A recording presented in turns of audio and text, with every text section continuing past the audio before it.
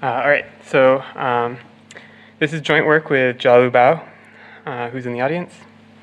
So the idea is to give a different conception of what it means to compose programs in parallel, in particular continuous programs. So concurrency is notoriously difficult to understand, but there's actually a really straightforward, intuitive understanding of what it means to do two things at the same time if you are looking at continuous space. So if you had two forces in a physics simulation, they're not independent. You don't want an interleaving of one force than the other. You want them to act at the same time. If you have two players in a game, or you have many data points, you want to train your network, and you don't want it to be an ordered learning one thing and then the other. You sort of want to randomize over the whole data set, and there's an intuitive notion of parallel composition that's sort of the same in each of these cases. So linguistically, there's a way of composing processes in parallel that is surprisingly unexplored. So to illustrate why this is different from the usual notion of concurrency, suppose you have a robot. These are the wheels. Let phi1 be the instruction that moves the right wheels some number of times, and phi2 be the instruction that moves the left wheels instead. If you were to do both instructions at once, intuitively the robot would go straight forward. But if you just wanted to look at the results of combining these two different instructions, this would somehow put you behind the robot. So executing the two instructions in parallel is somehow different from combining their results. Now, if you do phi1 then phi2, you end up here. Phi2, phi1, you end up somewhere else. And so none of these interleavings, all of these interleavings are equally valid according to the usual concurrency semantics, but only this green one is in some sense doing the two at the same time. So let's make this precise. So here's a generic formal model of a language for this. So suppose we had some set of primitive commands. This could be anything. We'll build up a language inductively. So you could do nothing. You could execute one of your primitive commands. You could sequence them, do them in order. You could mix them. You could do them at the same time. Or you could partially execute. You could move only the wheels only one time instead of 5.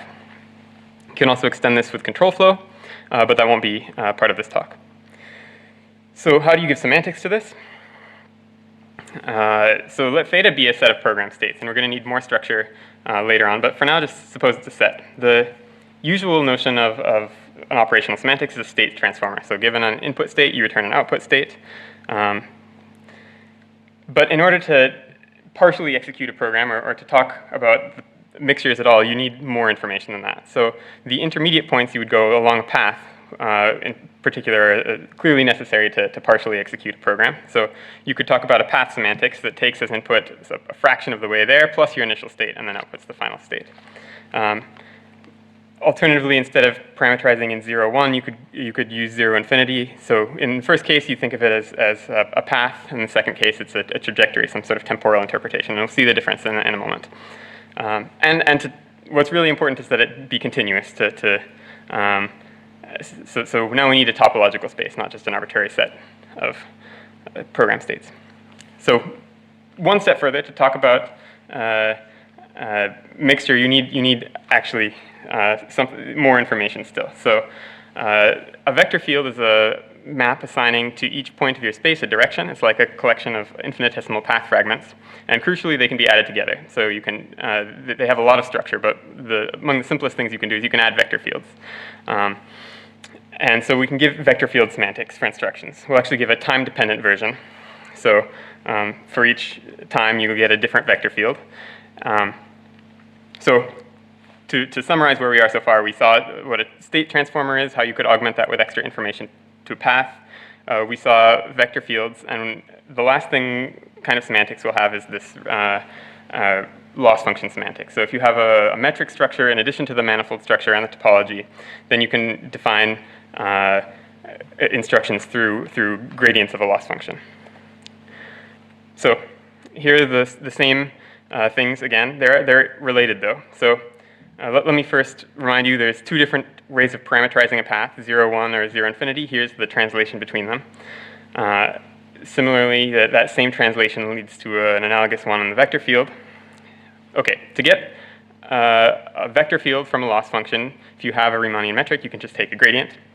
And to get the state transformer, you just take the endpoint of your path, or the steady state, the limiting point of your trajectory. But also there's a natural way to convert a vector field, or a time-dependent vector field, into a path. You just go along it. You, at any point, the direction you go is the direction the vector field tells you to go, and you integrate this, and you solve that ODE. And so all these semantics are very closely related. Now, the reason you need all of this is because, let's first do a simple example. So suppose theta is just the unit interval, and we have one command that moves to the state theta equals 0. So the endpoint semantics, given whatever input, it returns 0. The path will linearly interpolate from your initial state theta 0 to 0. And in the temporal version, it looks like exponential decay. The reason you need the temporal version is because the right vector field, if you're thinking temporally, is one that sort of, whatever theta you are, your vector field points backwards at you, minus theta. And this doesn't depend on your time at all, but it does depend on S counterintuitively. The loss that gets you this is you think square loss, and then you get the appropriate thing. Okay, so again, our hierarchy of different operational semantics. The reason that we needed all of this is because without, you need this vector field level to inductively compose things. So here's how the inductive construction of the semantics works. You can add vector fields to run things in parallel, which was the whole point. But sequential composition now becomes harder. So you go twice as fast for half as long. The first part of your unit interval, you do the first thing. The second part of the unit interval, you do the second thing. And this is the standard thing to do in topology if you're defining path composition. But it's well known in topology that this isn't quite associative. So still, it's associative enough in the sense that resulting paths are equivalent up to a reparameterization. They give you the same points. As long as you're not using mixtures, they'll do the same thing, but you can't always replace one expression with the other.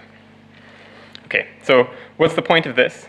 Even discrete programs can be given continuous semantics, and you can get some extra expressivity. So we'll show you what happens in the probabilistic setting. So let x be a set of variables. We'll have primitive commands observe p of y given x and draw y from p given x, where x and y are variables, and p in each case will be a conditional probability on the variables y given x. The state space will be all joint distributions over x with the Fisher metric, which is natural in some sense. It's the unique one that's invariant under sufficient statistics. Okay, so we'll give these semantics using relative entropy. So the loss semantics will be relative entropy. It's an asymmetric notion of discrepancy between two probability distributions. It has one argument that plays the role of belief and the other that plays the role of reality. And it's known also as KL divergence, and it's the standard loss in machine learning. Okay, so observe P plays the role of belief, and draw P plays the role of reality. So this, once you take the gradient and you go through the vector field representation, you can look at what the path semantics is, and it corresponds to multiplicative versus additive interpolation. And you can also show that, okay, so this is just some interesting duality between these two forms. But what's, I guess, the payoff at the end is that if you take mixtures of observed commands, you generate a class of graphical models called probabilistic dependency graphs, which give you all Bayesian networks and factor graphs. So somehow running mixtures of things is equivalent to doing a graphical model in the normal way. Whereas draw, sequences of draw commands are clearly probabilistic programs. You can add an observe of a deterministic distribution to get a different kind of probabilistic programming. But then you can combine these in sort of arbitrary ways, and you get a really expressive way of writing programs.